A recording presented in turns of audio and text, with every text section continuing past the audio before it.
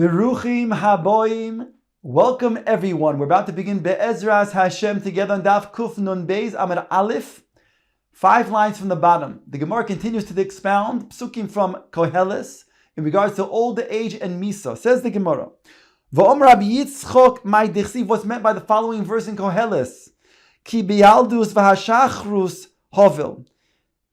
The person's youth and childhood is hevel. Dvorim she'odam oise biyaldusoy mashchirim ponov le'ez zeknosoi. That which is a double language of childhood and youth comes to make the following drasha of the word shacharus. When a person behaves in a certain way in his yaldus, in his young years, then it comes to then blacken his face in his elderly years. Rashi refers to over here as excessive marital relations.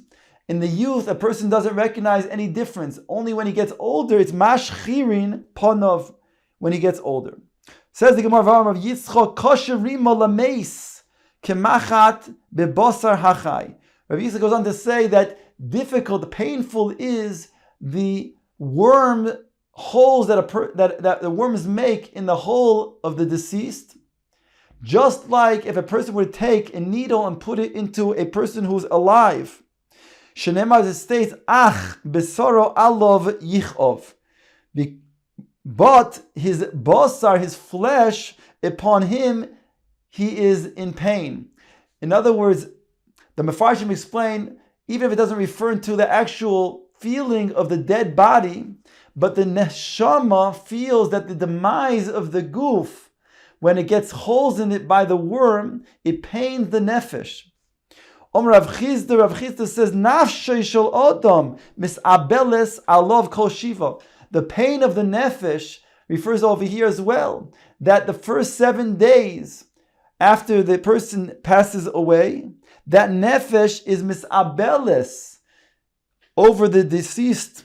Shenemar states, V'nafshay alov te'eval. The rest of the pasuk goes on to say that we just quoted, and his nefesh, he mourns on itself. V'ksiv states, Vayas la'aviv ovel shivas yom. In regards to Yaakov Avinu, when the Shvatim were bringing his mita up, it says that they made on his father an avel of 7 days. So for 7 days, we see that the nefesh is still connected to the goof. The Gemara now brings a certain incident. Amar Rav Yehuda, Mei she'ein lo menachamin al holchin asar b'nei adam v'yoshvim b'mekaymot. It says that if there's a mace who doesn't have a close relative that is misabel for him, then 10 people should go to where the mace was residing and sit in that place. Gemara tells over Hahu deshochi b'shvuse de Rav Yehuda. Somebody in Rav Yehuda's neighborhood passed away. Lo hayu lo menachamin. He didn't have anybody who was menachamin. In other words, no people were sitting shiva for him. We're on top of Kuf Nun Beis Amud Beis.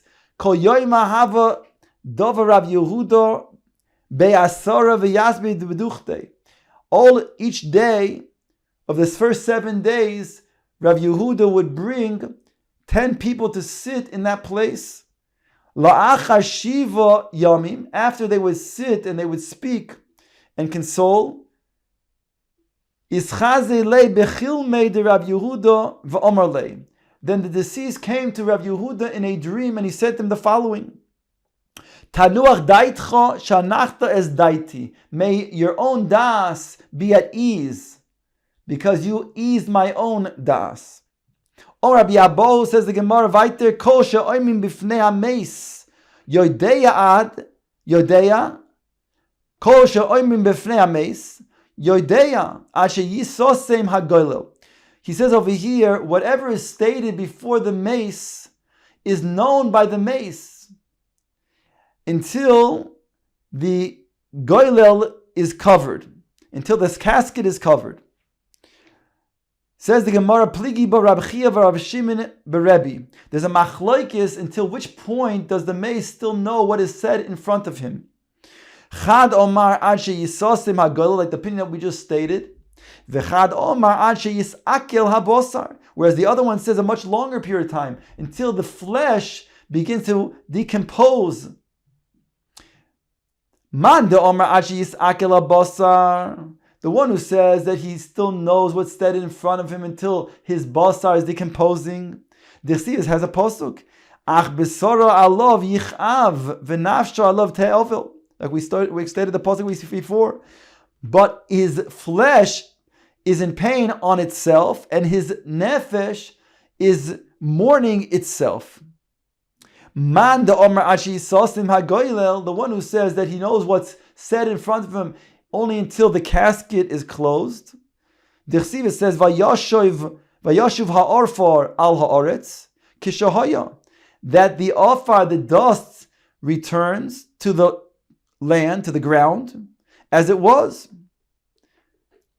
Tana Rabban, the Gemara brings a brayso, and it quotes the next part of this verse that we just quoted now. V'yashuv ha'aretz ha'afar al ha'aretz kishahaya. It goes on to say, Haruach Tashuv el Elokim asher nasana, and the spirit returns to Elokim that which he gave it.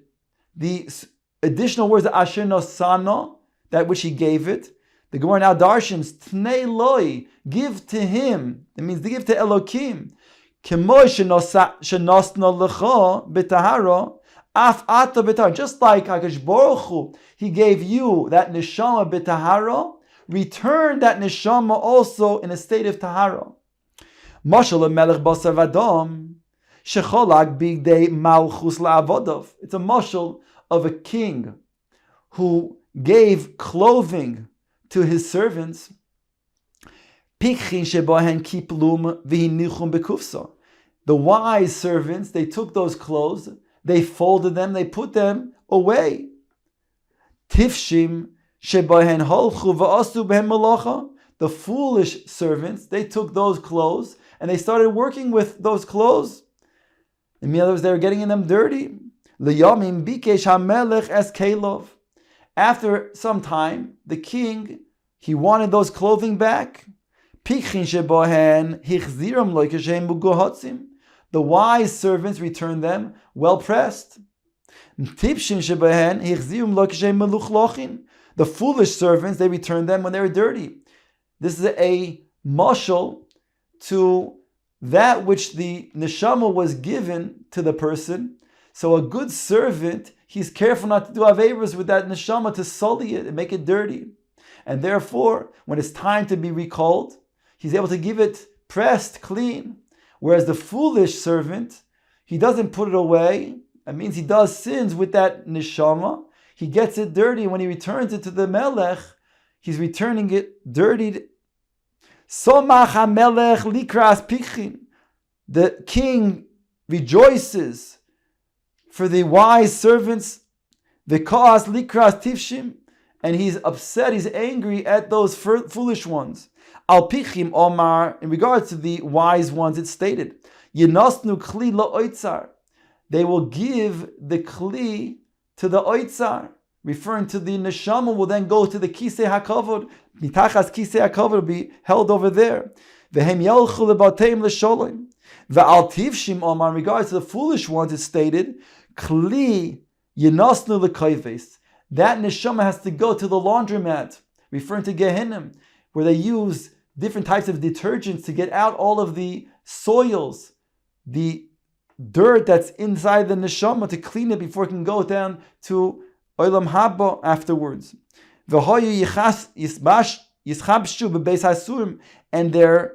And they will then be incarcerated in the Beis HaSurim, in the jail. In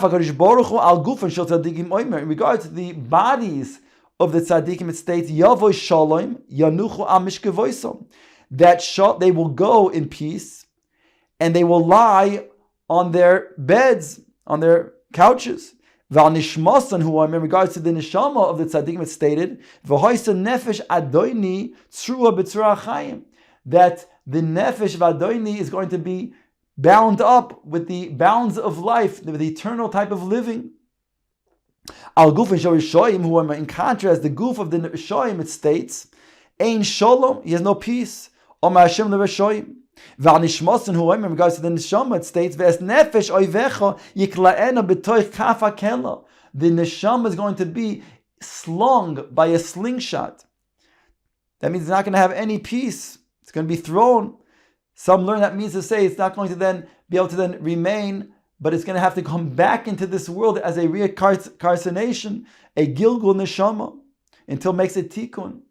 Tanya states in the Brisa, Rabbi Eliezer Omer, Nishmosen shel tzadikim, genuzois tachas kisei hakavod. Rabbi Eliezer states over here, as we stated, that the neshamas of the tzadikim are placed underneath the kisei hakavod. Shneimar states, "V'ha'isa nefesh adoni tzrua b'tzura chayim, v'shorishoim zoi momois v'holchos." They are confined. They are constantly being confined.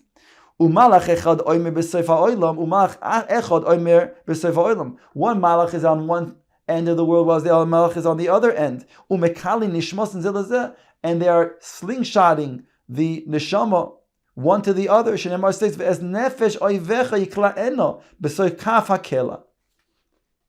That's in regards to the tzaddikim and the rishoyim. But what about in regards to the beinonim? What happens to them?